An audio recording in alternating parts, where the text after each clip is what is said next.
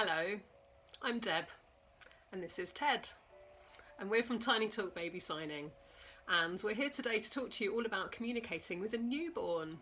So I just want to hold on for a couple more minutes just in case there are people still trying to find where this talk is taking place. Big thanks to everyone who's joining us today. Hopefully the information that we can provide you with will be interesting to those of you who are new parents or who might be expecting a new child to arrive soon. I just want to start by kind of giving you a bit of background to the talk today.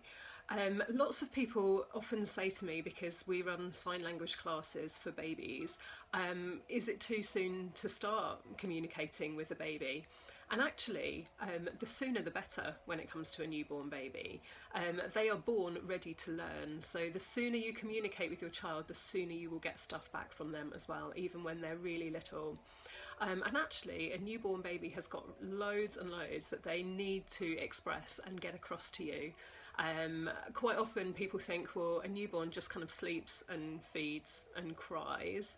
And in actual fact, crying is one of those communication tools, but it's kind of the last resort in terms of their communicating. There are loads of really subtle cues that they give you before they get to the crying stage, which will, if you can identify those, will really help to ease your baby's transition into our world after being tucked up in the womb, but also ease a lot of frustration and eliminate a lot of guesswork for you as a parent.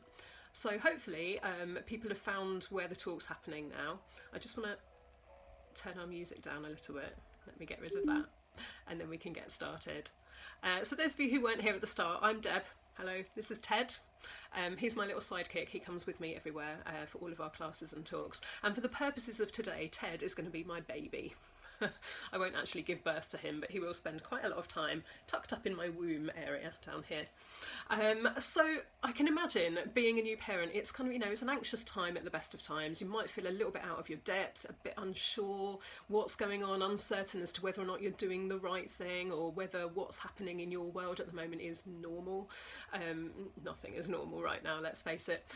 Now more than ever, actually, through this lockdown period and the aftermath of that, getting access to information and support and help and guidance is really limited. There aren't that many groups that you can go to or people that you can call upon, and those resources that are there may be happening online and that might not suit you as well. I've heard lots of stories of people trying to get breastfeeding support, for example, in an online capacity, which is a real challenge for the practitioner as well as for the mother in that situation.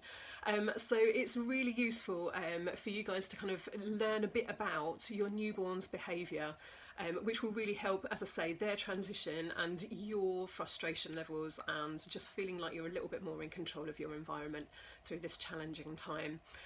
So yeah, we talked a little bit earlier about why communicate with a newborn baby, and if you think about it, they have got loads and loads of needs at this point. They might need to let you know that they're hungry, hot or cold. They might feel uncomfortable. They might have got a new, filled a nappy that they might need changing. They might feel uncomfortable in that regard. They might feel tired. There are loads of different feelings and sensations that your newborn baby's trying to deal with. And if they can express those needs to you without resorting to crying, then that's going to make for a much more peaceful environment at home. Let's just kind of backtrack a little bit though and think about what it's like to be a baby in your womb. Now I'm going to turn sideways a little bit here so you can kind of see Ted tucked up down here. Obviously use your imaginations a little bit. But when you're heavily pregnant, as I'm assuming that some of you guys watching will be, your baby's kind of in that position. There's not a lot of room in there, is there, when you're 9 months due? And you're moving around as best you can, going about your day-to-day lives. And your baby is really snug in your womb down there. They're nicely supported by your body. As I mentioned, there's not a lot of space, so there's not much kind of wiggle room. They're quite enclosed and kind of protected and safe in that environment there. Basically all of their needs are being met by you, mums, in this environment here. Let's kind of think about that in terms of the baby's sensory experience at that point.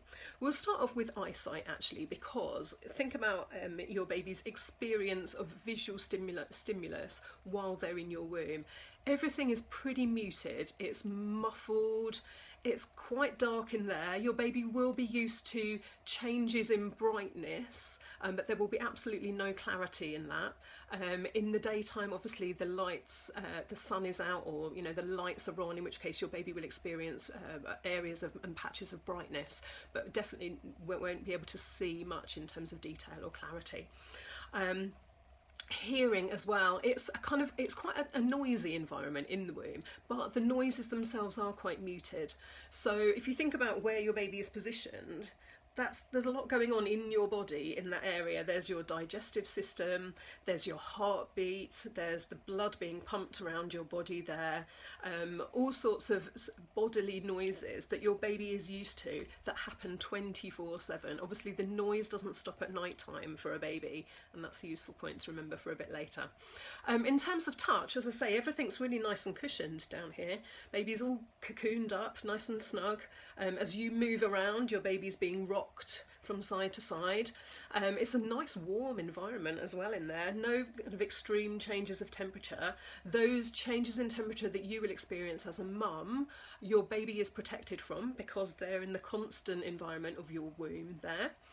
And in terms of smell as well, when smell and taste are really closely linked, so your baby's experience of smell while they're in the womb actually comes through as a taste experience. And you kind of think, well, they're not really tasting much in there, but actually, mums, everything that you eat, your baby will experience flavour-wise through the amniotic fluid. So if you have a spicy meal one night, or if you're having dairy foods or richly flavoured things, your baby will be experiencing all of those flavours.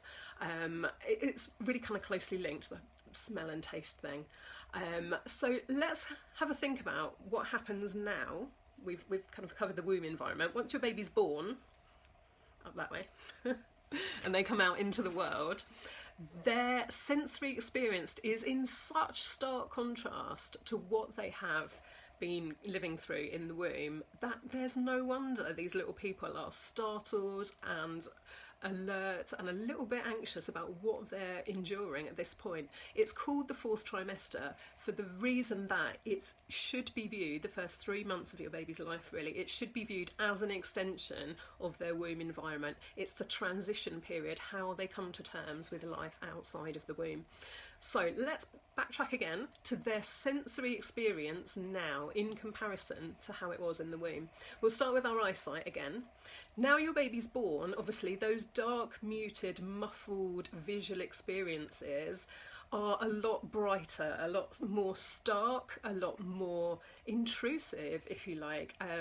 They get captivated quite easily by bright patches. If your baby's kind of gazing up at the lights quite a lot, it's because it's one of the few things that they can see, because it's in bright contrast to the kind of blurred and darker patches behind the lights.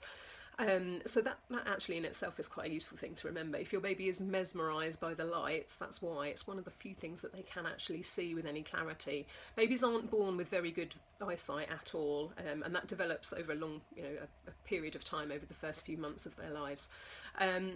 They're basically really easily overwhelmed by their sense of sight in the first few months, because they've gone from everything being quite muted and muffled to lots and lots of stimulus and input, which can be bright, it can be colourful, it can be overwhelming. And talking about colour, babies aren't very good at perceiving colour to begin with, so black and white patterns are definitely the way to go. If you're going to get any newborn toys, or if you're meeting a new baby for the first time, pop on a stripy top and you'll be their best friend. Hearing as well, hearing no longer muted and muffled by the womb environment. Hearing now in a newborn baby, again, lots and lots of stimulus. There are lots of interruptive sounds, things like the doorbell going or somebody sneezing, which could really easily startle your baby because it's a big sound quite close to them. And also, as we mentioned earlier, with the noise of your body, that's a constant 24/7 noise. That tends not to happen as much with a newborn baby. What we tend to do as parents or as caregivers is completely the opposite. So when we get to night time, we lay our little person down wherever they're sleeping, or you hope they're going to sleep, and then we kind of tiptoe away maybe, or we kind of sit quietly and watch them. And from a baby's point of view, it's silent, which is really scary. If they've gone from kind of constant noise and input and busyness to all of a sudden, where have they gone? They've left me. You literally will feel abandoned in that situation. And that's really disturbing for a small person. So again, something to pick up from that. Keep some element of noise kind of going on, if it's the radio in the background, or if it's a white noise thing going on next to your little one. Really helps them with their sleep. It helps them kind of stay nice and soothed, rather than feeling abandoned or being startled by those interruptive noises. Incidentally though, it's definitely worthwhile being noisy around your baby. All of this tiptoe around the baby thing, don't do that. That's definitely a no-no. Keep those noises coming. Your baby's used to hearing the noises of the house, whether it's the dog, if you've got a dog, or whether it's other siblings playing. Your baby's really used to that, so keep it coming now they're out in the world. They'll appreciate that. Thinking about sense of touch as well. Remember, when they're in the womb, everything's kind of safe and protected and warm and snug. But out here in the world, it's a bit chilly. You might have cold hands trying to touch you. You might have scratchy labels in your clothing. You might have unpleasant sensations in terms of, water or nappies and things that you aren't used to in terms of your sense of touch, that are going to really make you a little bit anxious and unnerved as a small baby. And these are all the things, again, that your baby's trying to come to terms with through this transition period. Finally, our sense of smell. Now, remember, when babies were in the womb, their sense of smell really kind of manifested itself through taste, those two things being linked. But actually, now your baby's out in the world, their sense of smell is a very highly tuned sense, and it's quite well developed. So they are very sensitive to strong perfumes, strong scents around the house. Again, if you're meeting a new baby for the first time, grandmas, I'm talking to you, your instinct is to put on some best perfume and make yourself all very presentable, and actually your baby's a bit put off by that, to be honest. They want to smell personal smells, human smells, rather than anything that's just too much in terms of their sensory perception. So try, if you've got a new baby, to lay off those heavy scents, air fresheners, fabric softeners, perfumes, just for the first few months, while they're getting to grips with what's what and who's who in their new environment. Baby's favourite smell ever is parent smell, and that's why when they spend a lot of time kind of up here, they can smell you, they can hear your heartbeat, they can feel the warmth of your skin, and they even at this distance they can see your faces as well, parents. So hold those babies, make the most of this time just snuggled up with them, because you are really helping them through this transition for the early few months and weeks of their life. It won't be long before they're a little more confident and able to be put down somewhere and happy to smell the smells around them without being disturbed by those kind of things. The best way to help your baby through this transition really is to think about what we've said about the womb environment and see if you can mimic that in some way, using things, for example, like I said, with white noise while your baby is trying to sleep, just to keep a constant sound going on. Even simple things like warm your hands up a little bit before you pick them up so they're not too cold and don't startle and unnerve your little one a little bit. There are loads of really subtle, easy ways in which you can help your baby through this transition. And as I said right at the start, that's really going to make things so much easier from a caregiver point of view as well. The fact that your baby's got less stress, and you guys have less stress as well, is going to lead to a much more settled baby. Less cortisol kind of running through the body. It's a stress hormone, and it gives rise to lots of crying and tension. And it also makes you kind of feel anxious and upset as well. And a lead on from that is that everyone gets a bit more sleep, which is always a winner in these early days as well. Now, the reason I wanted to jump on today and just share some of this information with you and just give you a little bit of a perspective from a newborn baby's point of view is that we are running one of our newborn workshops starting next week. Now, you've got two options for these. Either an online workshop which you can join in wherever you are. So if you've liked what you've heard about today and you'd like to learn a little bit more about newborn babies' behaviour, communication cues, learn some basic baby sign language, we sing songs and have little developmental activities that you can join in. As I said, there's an online session which is going to happen on a Monday, late lunch. I say early, late morning, early lunch. And then there's an in-person session happening near Canterbury if you're anywhere near us here in Kent. I am going to put the details for both of those sessions in the Facebook event here. As I said, we'll cover all of the things that we've talked about today in a lot more detail. We look at a different sense each week, and it's a 6-week programme. We also get a really great kind of social vibe going on within those workshops. So there's a chance to share all these early experiences with other parents, whether or not it's the first time your baby's smiled or rolled over, or it's all those kind of nasty challenges like first jabs and tongue ties and dealing with colic and all of those difficult things that actually don't feel alone with struggling with, because there is a whole community of other people going through exactly the same thing at the same time. It's a really nice way, our workshops, to kind of spend a little bit of quality time with your little one, either in the safety of your home if you're taking part online, or out at our venues, which are all COVID secure. They've all been risk assessed and passed our insurances as well. So if that is something that you would like to join in with, as I say, I'll put all the details in the event for you here today.